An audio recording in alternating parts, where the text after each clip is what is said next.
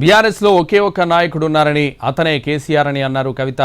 నాకు ఇంకెవరు నాయకులు లేరని చెప్పారు. అంతేకాదు వర్కింగ్ ప్రెసిడెంట్ చేయాల్సిన పని చేయకుండా ట్వీట్లకు పరిమితమైతే ఎలా అని ప్రశ్నించారు.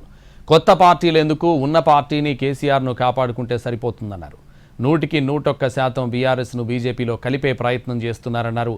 తాను ఉంటే ఇది సాగనివ్వనని, తనను కేసీఆర్కు దూరం చేయాలని చూస్తున్నారన్నారు కవిత. కేసీఆర్ నాయకత్వంలో మాత్రమే పనిచేస్తా తప్పించి ఇంకెవరి నాయకత్వంలో పని చేయనని క్లారిటీ ఇచ్చారు. అన్న కేటీఆర్ పై నేరుగా యుద్ధానికి దిగింది ఎమ్మెల్సీ కవిత. బీఆర్ఎస్లో చోటు చేసుకుంటున్న పరిణామాలపై సంచలన వ్యాఖ్యలు చేసింది. ఇక ఇదే విషయానికి సంబంధించి విశ్లేషణ అందించడానికి మనతో పాటు ఫోన్ లైన్లో విశ్లేషకులు తెలకపల్లి రవి గారు ఉన్నారు.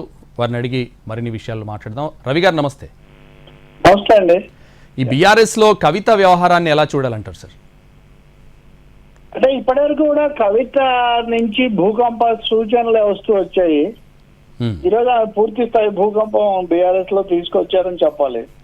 చాలా స్పష్టంగా ఆమె మాట్లాడిన ప్రతి మాట కేటీఆర్ ను ఉద్దేశించింది. ఇంటి ఆడపడుచునే టార్గెట్ చేస్తారా, లీక్ చేస్తారా, ఇవ్వరా, ఇవన్నీ అన్నదన్నీ కూడా ఇంటి ఆడపడుచున్నప్పుడు చాలా స్పష్టంగా పార్టీనే కాకుండా కుటుంబాన్ని గురించి కూడా దృష్టిలో పెట్టుకొని ఆమె మాట్లాడుతున్నారు. రెండవది, నేను ఎన్నో లేఖలు రాశాను, అన్ని చించేసేవారు కేసీఆర్ గారు, మరి ఇది ఒక్కటి ఎందుకు బయటకు వచ్చింది అని. మూడోది, రాజకీయంగా చాలా పెద్దది ఏంటంటే బీఆర్ఎస్ ను బీజేపీలో లీనం చేయాలని నేను జైల్లో ఉన్నప్పుడే ప్రతిపాదన తెచ్చారు అని ఆమె అంటున్నారు. ఈ ప్రతిపాదన ఎవరు తెచ్చారు? ఖచ్చితంగా ఆమె టార్గెట్ ప్రకారం చూస్తే ఆమె కేసీఆర్ నాయకత్వంలో పనిచేస్తూ ఉంటున్నారు. ఇతరులేమో బీఆర్ఎస్ బీజేపీలో కలపాలని తెచ్చారు అంటున్నారు. అంటే కేటీఆర్ మీదే ఈ ఆరోపణ చేస్తున్నారు అనుకోవాలి. అయితే హరీష్ రావును ఆమె స్పేర్ చేస్తున్నారా లేదా అది భవిష్యత్తులో చెప్పాలి. అప్పుడే వర్కింగ్ ప్రెసిడెంట్ ట్వీట్లు పెట్టుకోవడమే కాదు, ఇట్లాంటి మాటలన్నీ అనడం ద్వారా బహుశా హరీష్ రావుకు కేటీఆర్ కు మధ్యలో స్పర్ధ నడుస్తుందని మీడియాలో కానీ బయట చాలా చర్చ జరుగుతూ వచ్చింది. రేవంత్ రెడ్డి ముఖ్యమంత్రి కూడా అదే అనేవాళ్ళు. కానీ నిజానికి బీఆర్ఎస్ లో కోల్డ్ వార్ కవితకు కేటీఆర్ కు మధ్యలో ఉంది అనేది విషయాలు తెలిసిన వాళ్ళందరికీ అవగాహనలో ఉన్నదే. అది పూర్తిగా ధృవీకరించబడింది. ఇంకోటి, ఈ స్థాయిలో పార్టీని గురించి, పార్టీ నాయకత్వాన్ని గురించి మాట్లాడడం అంటే ఇది కేసీఆర్ మీద కూడా తిరుగుబాటే. వాస్తవంగా కేటీఆర్ కు పరిమితం చేస్తున్నా కేసీఆర్ దేవుడు చుట్టూ దయ్యాలు ఉన్నాయంటే ఏ దేవుడు కూడా చుట్టూ దయ్యాలు పెట్టుకోరు కదా. కాబట్టి దయ్యాలకు దేవుడి ఆశీర్వాదాలు ఉండాలి. దయ్యాలు దేవుడి కంటే పవర్ఫుల్ గా ఉండే ఛాన్స్ కూడా లేదు. బీఆర్ఎస్ లో కేసీఆర్ ను మించిపోయిన దయ్యాలు వచ్చి అన్ని నడిపిస్తున్నాయని చెప్పడం అంటే ఆమె ఎటు చెప్పినా ఆమె చాలా అసంతృప్తిగా ఉన్నారు. నిష్క్రమణకు తన సొంత మార్గంలో వెళ్ళటానికి సిద్ధంగా ఉన్నారు.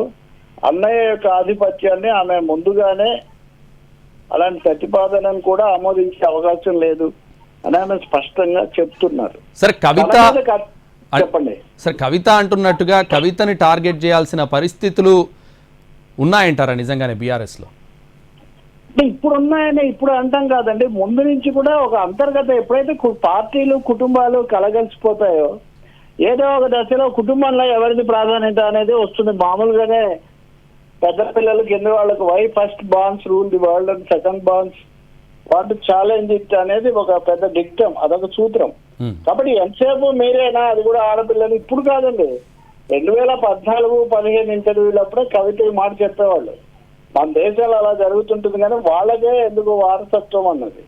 ఈ మధ్య మీరు గమనిస్తే ఆమె ముఖ్యమంత్రి పదవి గురించి ప్రశ్నలు వేసినప్పుడు కూడా చిరునవ్వులతో మందహాసాలతో దాటేశారు, చూద్దామన్నారు తప్ప నాకు దాంతో లేదని చెప్పలేదు. ఒక్క సమయంలో కూడా ఆమె పార్టీని, కుటుంబాన్ని, నాయకత్వాన్ని ఓన్ చేసుకుంటూ మాట్లాడలేదు. అంతకంతకు నన్ను దూరం పెట్టారు అన్నదాన్ని ఆమె దూరం చేస్తున్నారు, నిజానికి ఆమె దూరం జరుగుతూ ఉన్నారు అనేది కూడా ఈ రోజు మాట్లాడిన దాంతో స్పష్టమైపోయింది. ఇందాక అన్నట్టుగా ఇది బీఆర్ఎస్ కు ఒక రాజకీయ భూకంపమే. ఇంకోటేమో చాలా స్పష్టంగా ఆమె బయటపడదలుచుకున్నారు. అది జూన్ 2 రాష్ట్ర అవతరణ దినోత్సవం నాడు చేస్తారా, పార్టీ పెడతారా, పార్టీ పెట్టాను అని ఖచ్చితంగా చెప్పలేదు కూడా. అయితే ఒక మాట అన్నారు, ఉన్న బీఆర్ఎస్ ను కాపాడుకుందాం, మళ్ళీ కొత్తది ఎందుకని, మరి పరోక్షంగా సంకేతమా, కాంగ్రెస్ తో కలవడం లేదని బలమైన ఖండాన్ని ఇచ్చారు. మరి అటువంటిప్పుడు ఆమె వైఖరి ఏంటి? ఇది కూడా ప్రశ్న. బీజేపీతో కలవద్దు, పోరాడదామని భావిస్తున్నారా? భావిస్తుంటే నేను ఆ విధంగానే ఉంటాను. ఇదిగో బీఆర్ఎస్ బీజేపీ ఫలానా మతత్వ రాజకీయాలు లేకపోతే బీజేపీ ఫలానా వ్యవహారాలని ఆమె బీజేపీని ఏమి సూటిగా విమర్శించట్లేదు. ఎంతసేపటికి లీక్ వీరులు గ్రీకు వీరుల మీద పోరాటం తప్ప రాజకీయంగా ఆమె ఏమి ఉద్దేశిస్తున్నారనేది తెలియదు. ఇంకొకటేమో తన మీద వ్యక్తిగతంగా ఉంది కాబట్టి నేను రాజీనామా చేస్తానంటే నన్ను కేసీఆర్ ఆపారు అది కూడా ఒక సమర్థన కూడా ఆమె చేసుకుంటున్నారు. సో ఇవన్నీ చూసినప్పుడు ఆమె లోతుగా ఆలోచించారు, గట్టిగానే అడుగులు వేస్తున్నారు. ఆమె స్పష్టమైన వ్యూహము, plan, political plan, personal plan ఆమెకు ఉన్నాయి అనేది మనకు అర్థమవుతుంది. అంతకంతకు చెప్తున్నారు, పంచుకుంటున్నారు కూడా. కాబట్టి ఏం దాచిపెట్టుకోవట్లేదు కదా ఇప్పుడు. కాబట్టి ప్రధానమైన మలుపే ఇది. ఇప్పుడు ఇదే సమయంలో కాంగ్రెస్ లో మీనాక్షి నటరాజన్ కూడా మన శత్రు ఎవరు, బీఆర్ఎస్ బీజేపీనా తేల్చండి అని అడిగినట్టుగా అన్నింటిలో వస్తుంది ఇప్పుడు.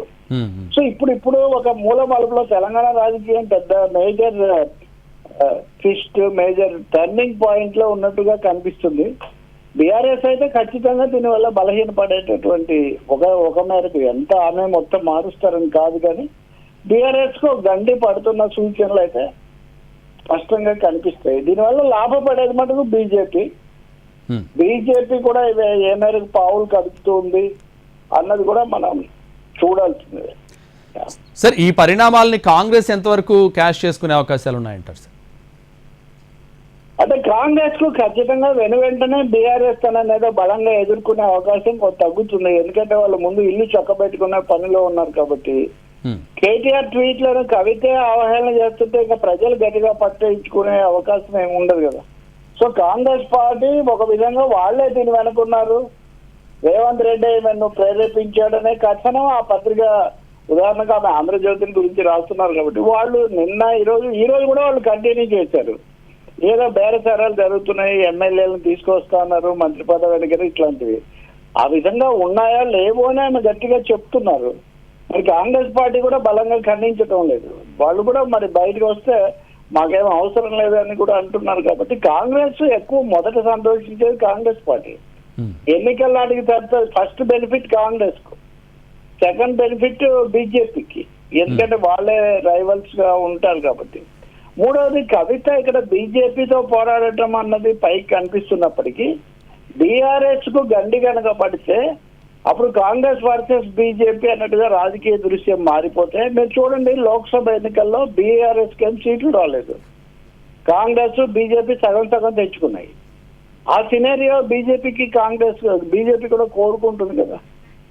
కాబట్టి ఇక్కడ కాంగ్రెస్ కోణంలో చూసినప్పుడు ప్రాంతీయ పార్టీ ప్రధాన ప్రత్యర్థి బలహీనపడటం వాళ్ళకి తప్పకుండా లాభమే. అది కూడా ఇంకెవరో కాకుండా కవిత, అంటే కేసీఆర్ కుమార్తె తిరుగుబాటు చేసినప్పుడు ప్రజల్లోకి వాళ్ళ మెసేజ్ తీసుకొని పోవడం, వాళ్ళ ఇంట్లోనే అంతర్గత కలహాల్లో మునిగిపోయారు, వాళ్ళు మనకేం చేస్తారని చెప్పడం, ఇవన్నీ కూడా సులభంగా మారిపోతాయి. ఒక విధంగా కేటీఆర్ మొన్న మాట్లాడినప్పుడు ఆయన సూటిగానే కవిత ఒకటే అందరూ ఒకటే అన్నట్టుగా మాట్లాడారు. ఆయనేమి ప్రత్యేకమైన ప్రాధాన్యత ఏమి ఇవ్వలేదు. కాబట్టి ఇది మౌలికంగా కుటుంబంలో అన్నాచెల్లెల మధ్య మొదలు జరుగుతున్నట్టుగా ఉంది. ఇందులో మూడో పాత్రధారి అయినటువంటి హరీష్ రావు జాగ్రత్తగా మామతో పాటు ఆ కమిషన్ ముందుకు వెళ్ళడం, ఆ విషయాలు మాట్లాడుతూ దీన్ని ఆయన ప్రస్తుతానికి దాటేస్తూ ఉన్నారు. అది కూడా వస్తుంది నెక్స్ట్ స్టేజ్ లో. అది కేసీఆర్ జూన్ 2న ఏం చెప్తారు, ఏమైనా చెప్తారా లేదా? కేసీఆర్ అయితే ఇంతవరకు కవితకు అనుకూలంగా కూడా ఏం మాట్లాడలేదు. మీరు మాట్లాడొద్దని కేటీఆర్ మీద అయితే ఆంక్షలు పెట్టారు. సో కేటీఆర్ సైలెంట్, కవిత రోజు మాట్లాడుతున్నారు. ఇది కూడా మనం గమనించాల్సిన ఒక అంశం. ఇది కూడా వ్యూహాత్మకంగా జరుగుతుందా? Right, thank you sir, thanks for your analysis sir.